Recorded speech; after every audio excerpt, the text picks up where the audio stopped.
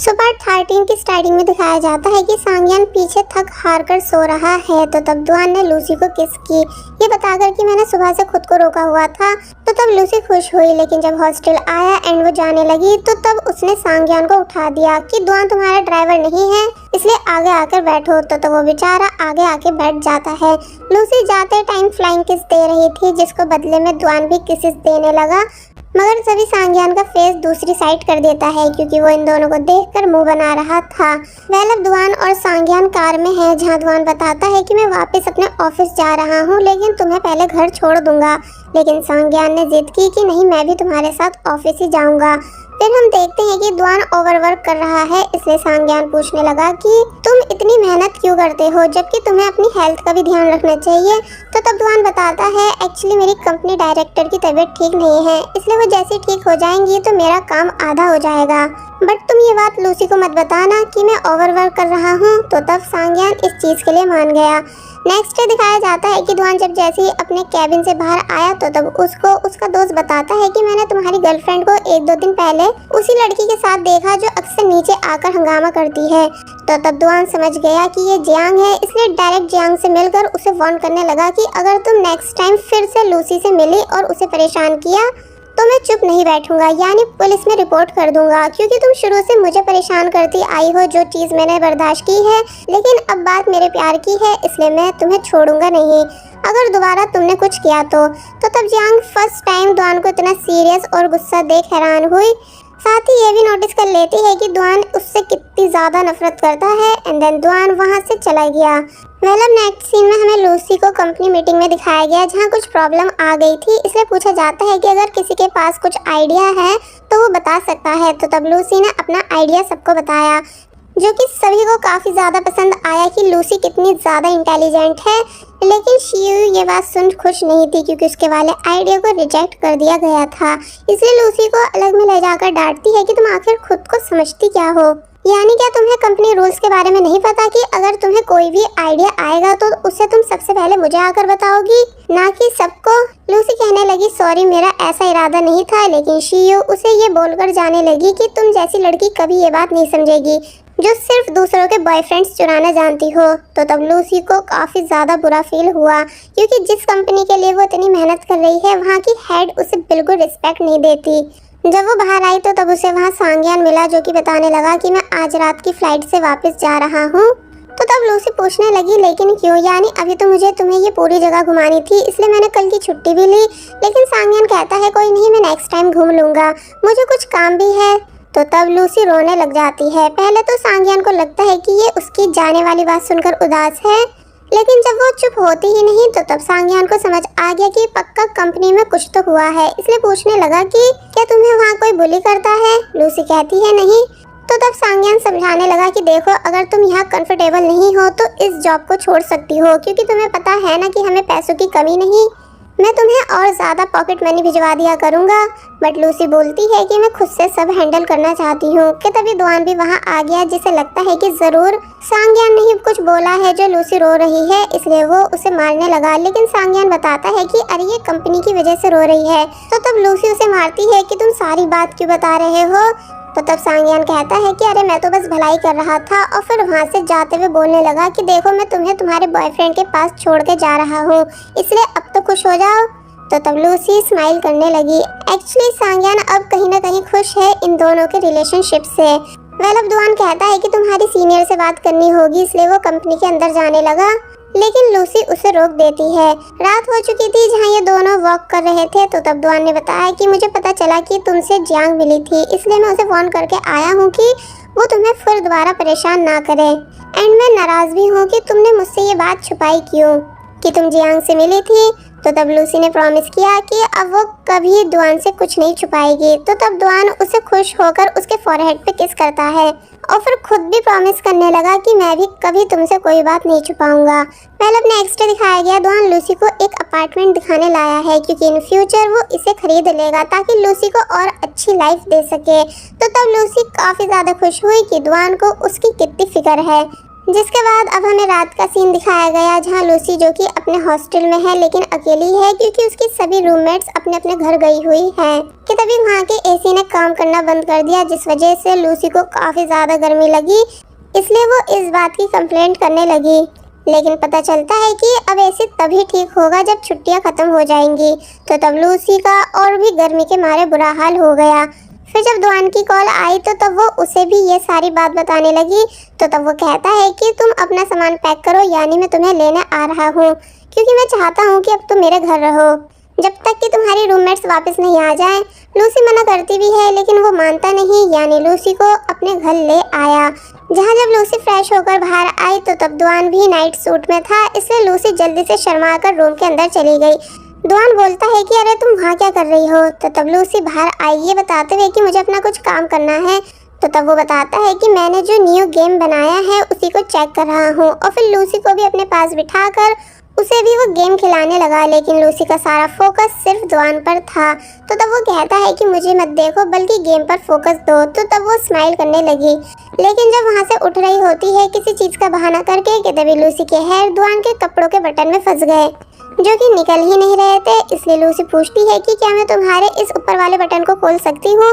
दुआन बोलता है बिल्कुल। तो तब लूसी ने फाइनली अपने हेयर निकाल लिए, लेकिन दुआन ने उसको जाने नहीं दिया बल्कि वो लूसी को किस करने लगा क्योंकि उसे लूसी पर काफी ज्यादा प्यार आ रहा था। तो तब लूसी भी दुआन को किस करती है और बस ऐसे ही ये दोनों अच्छा टाइम स्पेंड करने लगे। लेकिन तभी लूसी पीछे हुई और काम का बहाना कर वहाँ से चली गई। बट रूम में आकर उसकी बुरी हालत थी कि आखिर ये सब हुआ क्या। मतलब नेक्स्ट दिखाया गया दुआन जब जैसे सोकर उठा, लेकिन लूसी अपनी जॉब पर जा चुकी थी बट दुआन के लिए ब्रेकफास्ट बनाकर गई थी। फिर जब रात में दुआन वापस आया तो तब लूसी घर आकर सो चुकी होती है जिसे वो प्यार करने लगा, और बस ऐसे ही कई दिन बीत गए। जिसके बाद अब हम देखते हैं कि लूसी की इंटर्नशिप खत्म हो चुकी है, इसलिए वो सभी लोगों को गिफ्ट्स दे रही थी, साथ ही उसने सभी को पार्टी भी दी थी। फिर वो शियू के पास आई एंड उसे भी गिफ्ट दिया जो कि उसने एक्सेप्ट कर लिया। फिर लूसी बताती है कि आपकी वजह से मैंने काफ़ी कुछ सीखा है, इसलिए मैं आपको थैंक्स करना चाहती हूँ। तो द फर्स्ट टाइम शियू पॉजिटिव रिएक्शन देती है। लूसी आगे बताती है कि मुझे पता है कि आप जियांग की बेस्ट फ्रेंड हो जो कि मुझसे नफरत करती है, इसलिए आप भी मुझसे नफरत करने लगी थी, लेकिन मैं बॉयफ्रेंड चोर नहीं हूँ जैसा आपने मुझे लास्ट टाइम बोला था, बल्कि आपकी बेस्ट फ्रेंड ही पागल है जो ऐसे पर्सन के पीछे पड़ी है जो अब ऑलरेडी किसी और का है, इसलिए आप उसका इलाज करवाइए क्योंकि मुझे लगता है कि उससे कुछ मेंटल इशू है। तो तब शियू इस बात को चुपचाप सुन लेती है क्योंकि अब कहीं ना कहीं उससे भी ये बात समझ आ चुकी थी कि जियांग गलत थी और लूसी सही। अब हमें दुआन को दिखाया गया जो कि अपनी टीम के साथ है क्योंकि आज इन सभी ने न्यू गेम लॉन्च किया है, इसलिए ये सभी इस चीज़ के वेट में थे कि कितने लोग पहले दिन इनके गेम को डाउनलोड करते हैं। और फिर जब जैसी पहले ही दिन गेम सुपर हिट हो गया तो तब ये सभी काफ़ी ज़ोर से चिल्लाए और खुशी मनाने लगे। जिसके बाद कंपनी डायरेक्टर बताती हैं कि वो दुआन को एक बड़ी पोस्ट दे रही हैं क्योंकि वो काफ़ी ज़्यादा हार्ड वर्किंग है, इसलिए तो ये सुन दुआन काफ़ी ज़्यादा खुश हुआ। अब नेक्स्ट डे दिखाया गया लूसी बहुत ज़्यादा उदास है क्योंकि आज वो दोनों कैंपिंग के लिए जाते लेकिन तेज़ बारिश की वजह से जा नहीं पाए। तो तब दुआन आइडिया बताता है कि क्यों ना हम यहीं पर कैंपिंग करें। फिर बस होना क्या था, ये दोनों मिलकर वहीं पर टेंट वगैरह लगाने लगे। जहाँ जब लूसी टेबल के नीचे थी कि तभी दुआन ने उसको जोर से अपने पास खींचा।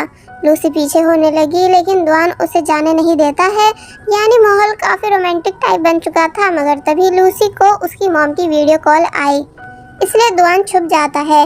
लूसी बताती है कि देखो मॉम, मैं कैंपिंग करने आई हुई हूँ। तो तब वो कहती है कि बाहर का नज़ारा दिखाओ। तो तब लूसी उन्हें अपार्टमेंट दिखाने लगी ये बताकर कि बारिश ज़्यादा थी इसलिए मैं और मेरी फ्रेंड ने घर पर ही कैंपिंग कर ली एंड ये अपार्टमेंट मेरी फ्रेंड का है। कि तभी लूसी और दुआन की फ़ोटो जो कि कैमरे में नहीं आ पाए, इसलिए लूसी दुआन को इशारा करती है कि उन्हें हटा दो, जिन्हें वो बेचारा हटा ही रहा था। लेकिन तभी लूसी उसके ऊपर गिर गई, बट जैसे तैसे कैमरा बचा लेती है ताकि दुआन दिख ना जाए। तो तब सांग्यान हंसने लगा क्योंकि वो समझ चुका है कि ये दुआन के साथ है, इसलिए बोलता है कि मॉम इससे पूछो कि नीचे कौन है जिससे टकराकर ये गिरी है। तो तब लूसी बात चेंज करने लगी और फिर जल्दी से बातों को घुमाकर कॉल कट कर देती है, यानी आज वो बाल बाल बची। जिसके बाद अब हमें हॉस्टल सीन दिखाया गया जहाँ सभी रूममेट्स आ चुकी हैं क्योंकि छुट्टियाँ जो खत्म हो चुकी थी, इसलिए अब हम शिन और मिंग को देखते हैं। जहाँ शिन मिंग को उसकी इंटरव्यू रिकॉर्डिंग दे रही थी, जिसे वो थैंक्स करने लगा कि तभी मौका देख शिन ने अपनी फीलिंग्स कन्फेस कर दी कि मैं तुमको काफ़ी ज़्यादा लाइक करती हूँ, उसी दिन से जब तुमने मेरी बुक्स उठाने में मेरी हेल्प कराई थी। मिंग हैरान हुआ, इसलिए कुछ बोलने वाला था, लेकिन शिन कहती है कि अभी नहीं, यानी सोचकर आंसर देना। वैसे तो मुझे पता है कि तुम मुझे रिजेक्ट ही करोगे, लेकिन तब भी सोचकर बताना। और फिर वहाँ से चली गई।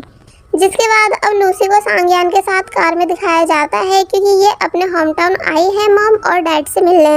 इसलिए जब जैसे अपने घर आई तो तब लूसी को देख उसके पेरेंट्स बहुत ही ज़्यादा खुश हुए और बताने लगे कि हमारे घर की जान तुम ही हो।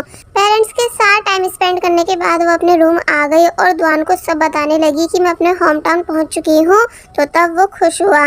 लेकिन जब लूसी दुआन से बातें कर ही रही थी कि तभी पीछे से उसकी मॉम भी ये सब सुन लेती हैं, जो कि लूसी को कुछ देने आई थी, जिस वजह से उन्हें पता चल चुका है कि उनकी बेटी ने बॉयफ्रेंड बना रखा है। लेकिन अभी उन्हें ये नहीं पता कि वो दुआन है। अब उन्होंने नीचे आकर अपने हस्बैंड को भी ये सारी बात बता दी कि लूसी किसी को डेट कर रही है।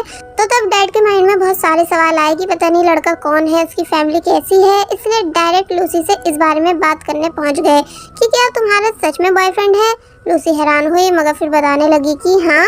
तो तब उन्होंने फिर से काफ़ी सारे क्वेश्चंस किए कि उस लड़के की एज क्या है, कितना कमाता है, एंड सबसे इम्पोर्टेंट फैमिली स्टेटस क्या है। तो तब लूसी समझ गई कि अभी दुआन के बारे में बताना ठीक नहीं होगा, इसलिए कुछ बहाना कर वो वहाँ से चली जाती है। और वहीं हम दुआन को देखते हैं, जिसे कुछ दिनों की छुट्टियाँ मिली हैं, इसलिए वो डिसाइड कर लेता है कि वो भी लूसी के होम टाउन जाएगा, क्योंकि उसे वैसे भी लूसी के पेरेंट्स से बात करनी है।